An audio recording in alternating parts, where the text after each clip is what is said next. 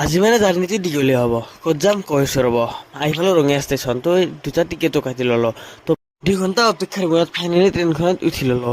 তো মানে আপোনালোকক কয় নে নহয় মই ক'ত যাম, মই যাম কামপুৰত। মানে লগৰ ফ্ৰেণ্ড এটাই মাতিছিল। সঁচাই সেই বতৰ মহিমাটো ধৰিবই নোৱাৰো। এই বৰষুণ এই ৰ'দ আৰু মই ট্ৰেইন জাৰ্ণিটো ইমান এটা ভাল নাপাওঁ। বৰিং পাওঁ। মই বাইক জাৰ্ণি ভাল পাওঁ। তো আহি পালো কামপুৰ ষ্টেচন। তো ষ্টেচনৰ পৰা আহি এটা ভিউ পইণ্টত ৰখিলো। মানে সঁচাই মজা লাগে জেগাখিনি। তো আল্টিমেট লেভেল ভিউ এটা পায়। চাৰিওফালে চাহ বাগান, চাহ বাগান, চাহ বাগান। তো মই বৰ্তমান চাহ বাগানৰ মাজতে আছো। আৰু ইয়াত বোলে হাতী ওলাই। হাতী নাহোঁতে আমি যাব লাগে। মানে শিৱ মন্দিৰ এটাত যাম। এই ইয়াৰ ওপৰতে আছে শিৱ মন্দিৰটো।